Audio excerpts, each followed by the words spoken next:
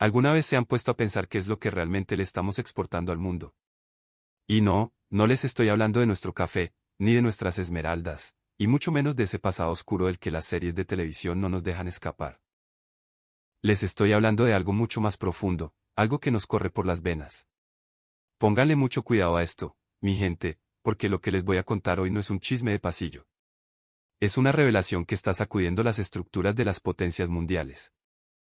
El todopoderoso New York Times, el periódico más influyente y, seamos sinceros, a veces el más arrogante del planeta, acaba de dedicarle una cobertura masiva, sin precedentes, a Colombia.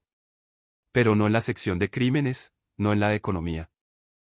Un informe estadístico absolutamente escandaloso, de esos que te dejan frío, aterrizó en el escritorio de los editores en Nueva York. El documento detallaba cifras que no tenían ninguna lógica bajo el pensamiento gringo tradicional, la cantidad de jóvenes en Estados Unidos y Europa que están aprendiendo a hablar español, pero específicamente buscando el acento, la jerga y la cadencia de Colombia. Está creciendo a una velocidad que rompe cualquier récord histórico. Y escuchen bien esto, no lo hacen por negocios, no lo hacen por oportunidades militares o económicas. Lo están haciendo por una necesidad del alma. Nuestra cultura, esa que a veces nosotros mismos menospreciamos, está cambiando a Estados Unidos desde adentro, de forma silenciosa pero imparable. ¿Qué demonios está pasando? ¿Qué fenómeno oculto destapó este reportaje especial que obligó a los medios gringos a romper todas sus reglas? Vamos a viajar al detrás de escena de este artículo que está haciendo temblar al mundo. Parce, prepárense, porque esto nos va a tocar la fibra más íntima. Charles Milner, un veterano editor de la sección de economía del New York Times, un tipo de traje gris, calculador, que lleva más de 30 años en la primera línea del periodismo financiero. Charles es el típico gringo que respira a través de los números, el PIB, las tasas de interés, ha documentado cada crisis y cada auge económico mundial. Para él, Colombia siempre había sido un punto en el mapa asociado a dos cosas, exportaciones de materias primas y, lamentablemente, historias de conflicto. En su cabeza, Colombia era un lugar de gente que sobrevivía, un país de montañas y selvas donde se producía buen café, pero que jamás, escúchenme bien, jamás tendría el peso para influir en la cultura global o dictar el rumbo del pensamiento moderno. Charles, como muchísimos occidentales, nos veía a través de ese estereotipo cansado, latinos trabajadores, sí, pero sin ese poder blando o esa sofisticación original capaz de mover las masas en el primer mundo. Esa soberbia intelectual la tenía tatuada en el cerebro. Hasta que le pusieron el nuevo reporte estadístico en la cara. Charles se quedó mudo. Pálido. Las aplicaciones de aprendizaje de idiomas mostraban que las búsquedas para aprender el español de Colombia habían aumentado un absurdo 300% en el último año. Y no estaban buscando gramática formal. Las palabras más buscadas eran parce, que chimba, bacano, mor. ¿Qué locura es esta?, pensó Charles. El uso diario de frases nuestras, de esa calidez tan colombiana, estaba invadiendo a los jóvenes. Las escuelas secundarias en Estados Unidos reportaban un máximo histórico de estudiantes pidiendo que sus clases de español se enfocaran en la cultura colombiana. Charles no se la creía. Esto es una moda pasajera. ¿Es culpa de alguna canción de reggaetón de turno? Esa fue su primera reacción, claro, la negación. Pero entonces, Lily Mackenzie, una joven e intrépida reportera, entró a su oficina y le puso un celular en la cara. En la pantalla, docenas de videos de adolescentes gringos en TikTok, hablando con nuestro acento, intentando replicar nuestra forma de ser, con una naturalidad que asustaba. Los videos tenían decenas de millones de reproducciones. Y si ustedes leen los comentarios, se les aguará el ojo. Comentarios como, la forma en que hablan suena como un abrazo, la cultura de Colombia me hace sentir que pertenezco a algo, ver cómo se tratan me relaja la ansiedad. Recuerdo de los años 90, cuando viajó a Bogotá y Medellín para un reportaje sobre la crisis de aquella época. Recordó a los colombianos. Recordó que, en medio del caos, del miedo y de las balas, la gente no perdía la sonrisa. Recordó la famosa berraquera. Vio a personas que no perdían su orgullo, que te ofrecían un tinto en la puerta de su casa aunque no tuvieran mucho más, que te decían, a la orden, mi amor, con una honestidad que desarmaba. En aquel entonces, le pareció un lugar exótico y trágico, pero nunca se le ocurrió explorar esa dimensión espiritual. Hoy, décadas después, nuestra forma de hablar se está expandiendo por el globo. La cortesía del colombiano, la hospitalidad desbordante, el afán por tenerlo todo limpio y presentable para la visita. En Corea del Sur y en Australia, la cantidad de gente estudiando la cultura y el español de Colombia se disparó. Esta conexión no nace de nuestro poderío económico o militar, nace de la identificación con nuestro lado humano. Nace de esa sabrosura y esa empatía que le ponemos a la vida. Charles, el viejo lobo de Wall Street, finalmente lo entendió. Occidente lleva décadas equivocado sobre lo que significa la verdadera riqueza. El New York Times, rompiendo todos sus esquemas, decidió abordar este fenómeno cultural con la misma seriedad con la que cubrirían una guerra mundial. La escala de esto era monstruosa. Charles miró a Lily y le dio una orden clara: ve y escarba detrás de estos números. Encuentra el corazón de esto. ¿Por qué el estadounidense promedio está tan sediento del alma colombiana? Encuentra la respuesta de por qué estamos presenciando un cambio de valores a nivel global. Él no lo sabía todavía, pero esa investigación iba a destruir todo lo que él creía saber sobre el mundo. Lily Mackenzie empacó sus cosas y se fue a la calle. Su primera parada, el centro de Seattle, una ciudad conocida por ser fría, lluviosa y cuna de grandes corporaciones tecnológicas, donde la gente ni se mira a los ojos. En una cafetería, Lily encontró a un grupo de adolescentes. No estaban tomando bebidas energéticas gringas, tenían en la mano tazas de café y hablaban usando frases sueltas en español. Eso fue muy chimba, decía uno. Sí, parce, total, respondía la otra. Las palabras se colaban naturalmente en su inglés. Lily prendió la grabadora, se acercó y les preguntó sin rodeos: ¿por qué hablan así? ¿Por qué usar palabras de Colombia? Una de las chicas la miró con una sonrisa y le dijo: porque en el inglés no existe esa sensación de calidez. Nuestro idioma suena duro, suena que siempre estamos compitiendo o peleando. Cuando digo parce o mi amor, se siente como si de verdad me importara la otra persona. ¡Boom! Ahí lo tienen. Nuestro idioma está curando la soledad del primer mundo. A medida que Lily profundizaba, fue testigo de escenas que a nosotros nos dejarían con la boca abierta.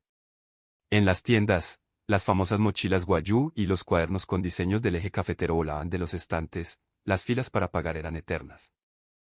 En los supermercados, señoras gringas usaban bolsas ecológicas que tenían estampadas frases como «con mucho gusto» o «pa», las que sea. Ya no se trataba solo de ver Narcos o Betty la Fea, se trataba de que la sensibilidad, el tacto y el alma colombiana se estaban infiltrando en su vida diaria.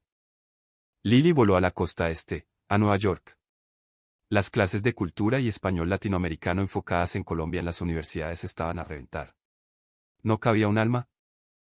Mirando por la ventana del salón, Lily veía a estudiantes practicando obsesivamente cómo decir «cómo amaneció» y «que le vaya muy bien, mijo». Lily se acercó a un muchacho y lo que él le confesó le puso los pelos de punta: cuando hablo y trato de imitar la forma de ser de los colombianos, mi mente se calma. No sé explicarlo, pero todo el estrés de mi vida, mis deudas, la presión, simplemente desaparece. Me siento en paz. Lily estaba fascinada. El español colombiano no es solo un idioma, es una atmósfera. Es una herramienta que altera la vibración del ambiente. Si el inglés es un idioma lineal, directo y a veces agresivo, el nuestro es envolvente, musical, lleno de diminutivos que abrazan al que escucha: un tintico, un ratico. Si esa diferencia estaba sanando los corazones de los jóvenes ahogados por la presión de la sociedad moderna, ¿qué más estaba logrando? La respuesta a esa pregunta la dejó aún más en shock. Esta fiebre por lo colombiano había saltado de las escuelas a las empresas de alto nivel. Lily visitó Olympia Company, una fábrica de piezas mecánicas. Al entrar, casi se va de espaldas. En las paredes de la empresa no había carteles en inglés sobre eficiencia y ganancias. Había carteles gigantes que decían familia, berraquera, solidaridad, echaos pa' lante. El gerente, el señor Robert Miller, un gringo de pura cepa, le confesó a Lily que su nieta había viajado a Medellín y le había contado cómo las pequeñas empresas allá no veían a los empleados como máquinas, sino como una familia extendida. Robert decidió importar esa filosofía de los barrios de Colombia. Dejó de perseguir obsesivamente la métrica fría y empezó a enfocarse en el orgullo del equipo, en la calidez del trato, en saludar a cada empleado preguntando por sus hijos. Cuando entendí que así era como los colombianos hacían las cosas, me dio un choque eléctrico en la cabeza, dijo Robert, con los ojos brillantes. Implementamos esto y en 3 años la productividad subió un 30%, pero lo más importante, mi gente ahora sonríe cuando llega a trabajar. Cuando Lily le reportó esto a Charles en Nueva York, al otro lado del teléfono solo hubo un silencio sepulcral. Estados Unidos. Aprendiendo de Colombia. El país que inventó el capitalismo salvaje doblegándose ante el modelo del corazón de un país sudamericano. Para Charles, esto era un cortocircuito en su mente racional. Pero las pruebas estaban ahí. Esa noche, Charles se quedó solo en su oficina y le dio play a los videos que Lily le había mandado. En la pantalla apareció un camionero gringo con una calcomanía en el tablero que decía, Dios te bendiga, al estilo de nuestras chivas. Aparecieron obreros en una fábrica compartiendo la comida y diciendo, buen provecho, muchachos, estudiantes riendo a carcajadas con una energía que no se ve en las frías calles de Norteamérica. Charles se quedó sin aire. ¿Cómo es posible que Colombia, con todas sus dificultades, con su estigma internacional tan duro, tuviera el poder de conmover almas a este nivel? Y entonces lo entendió. No se trataba de una simple importación cultural. Los estadounidenses estaban sufriendo una mutación interna. Estamos viviendo el nacimiento de una era donde la humanidad anhela el espíritu por encima de la materia, la tranquilidad mental por encima de la eficiencia. Y, sin que nadie lo planeara, Colombia se ha convertido en el faro indiscutible de esa nueva era. A la mañana siguiente, Charles entró a la junta editorial del periódico y soltó la bomba. Señores, esto no es una nota curiosa. El mundo está cambiando su eje de rotación, y nosotros vamos a ser los primeros en documentarlo. Olvídense de Wall Street, el futuro está en el corazón de Colombia. A Charles se le vinieron a la mente las imágenes de hace 30 años, las calles bulliciosas de Bogotá, el tráfico caótico, pero en medio de todo, una energía vital indestructible, un orgullo de seguir vivos. Esa misma energía es la que hoy está sacudiendo al mundo. Mientras tanto, Lily seguía recorriendo el país. Llegó a Dallas, Texas. En medio de inmensos almacenes grises, conoció a David Johnson, un rudo conductor de camiones. David era un hombre que llevaba el alma muerta, hace unos años había perdido a su hijo de 21 años en un accidente de tránsito. Se había encerrado en sí mismo, en la amargura. Pero un día, un compañero de trabajo le obligó a ver una película colombiana independiente, una de esas historias nuestras donde a pesar de la pobreza y la tragedia, la familia se reúne a cantar, a llorar y a seguir adelante con pura berraquera. Esa película le partió el alma y se la volvió a armar. Me di cuenta de que yo no transporto cajas. Yo transporto los recuerdos y el esfuerzo de alguien más, le dijo David a Lily, con lágrimas en los ojos. David empezó a aprender nuestro acento. Llenó la cabina de su camión de colores, le puso un rosario y una pegatina que decía, pa, lantes pa, allá. Cada vez que aprendo una palabra colombiana, siento que mi corazón vuelve a latir, siento que honro a mi muchacho. Lily tuvo que apagar la cámara porque se puso a llorar con él. Parcero, ahí hay una magia que ninguna potencia económica puede fabricar. Es el poder de sanar a través de la empatía. Lily continuó su viaje y aterrizó en las fauces del Low, Wall Street. Allí conoció a Ellen Lin, una vicepresidenta financiera, una de esas mujeres de hielo que solo creen en los gráficos de rendimiento y que despediría a su propia madre si eso aumentara las acciones. Pero su vida cambió cuando su hija adolescente se obsesionó con la música colombiana, no solo los ritmos urbanos, sino los vallenatos y la cumbia. La niña empezó a decir, gracias a Dios, a agradecer la comida, a bendecir la mesa. La atmósfera tóxica de la mansión de Ellen empezó a derretirse. Su hija le enseñó a valorar las cosas pequeñas, a dar las gracias. En Alemania, la berraquera se estudiaba como un modelo de gestión de crisis en las universidades de negocios. Y en Australia, los matrículas para aprender la cultura colombiana aplastaron a los que estudiaban negocios internacionales. La profesora Lie Clark, lingüista de renombre, se lo resumió a Lily así: la gente estudia mandarín o alemán por pura utilidad, para hacer dinero. Pero aprender la cultura colombiana, sus modismos y su actitud, lo hacen por supervivencia emocional. Por buscar consuelo. Es un fenómeno antropológico jamás antes visto. Lily anotó en su libreta con mano temblorosa, de la era de la máquina, a la era de la sanación. Y Colombia es la linterna que nos guía en la oscuridad. Lily regresó a Nueva York 30 años. Videos con la etiqueta Colombia Vives, enseñando a ser más cálido, superaban los miles de millones de reproducciones. Las ventas online de artesanías, café y productos con mensaje positivo desde Colombia habían crecido un brutal 100%. Esto no era una moda de reggaetón o de tomar cafecito. Esto es una maldita revolución en la conciencia colectiva. Charles tomó los papeles, respiró profundo y dejó escapar una sonrisa de resignación y asombro. Lo que Estados Unidos perdió hace décadas en su afán por el dinero, Colombia todavía lo tiene intacto. El viejo periodista lo entendió todo. El mundo ya no busca al más fuerte, al más rápido ni al más rico. El mundo está desesperado por ternura, por resistencia emocional, por orgullo de barrio, por familia. Colombia, el país que el mundo estigmatizó durante tanto tiempo, ahora está conquistando el planeta no con armas, no con multinacionales tecnológicas, sino con su corazón. En la sala de reuniones principal del New York Times, el ambiente se podía cortar con un cuchillo. Charles se levantó, se acomodó las gafas y dijo con voz firme, este es el artículo de primera plana del domingo. El título será, La Revolución Silenciosa, cuando Estados Unidos tuvo que aprender a vivir del corazón de Colombia. La sala enmudeció. El gigante gringo arrodillándose ante el gigante cultural latinoamericano. La historia estaba a punto de partirse en dos. Mientras revisaba el borrador final, Charles sentía como sus propias barreras se derrumbaban. Él, que había sido el sumo sacerdote del dinero, ahora lloraba leyendo las historias de Lily. La fábrica que volvió a sonreír, la ejecutiva de hielo que aprendió a abrazar, el camionero que sanó su luto con un pa, lantes pa, allá. Todo eso escapaba a las frías leyes de la oferta y la demanda. Charles pensó en su propia casa, desde que sus hijos se fueron a la universidad, su hogar era un témpano de hielo. Solo hablaban de trabajo. Ya ni se daban los buenos días. Se dio cuenta de que los colombianos, en medio de sus problemas diarios, en su ruido, en su trancón, en su rebusque, son inmensamente más ricos que él. Miró por la ventana hacia los rascacielos iluminados de Manhattan y, por primera vez en años, sintió calor en el pecho. Por supuesto, en la junta editorial hubo gritos. Varios ejecutivos decían, esto es ridículo. Estamos romantizando a Colombia. ¿Dónde está el respaldo económico de esto? Pero Charles, inquebrantable, les respondió, cállense y escuchen. Esto no es economía. Es humanidad. Somos un país donde el PIB sube pero los suicidios también. Somos un país rico que se muere de soledad.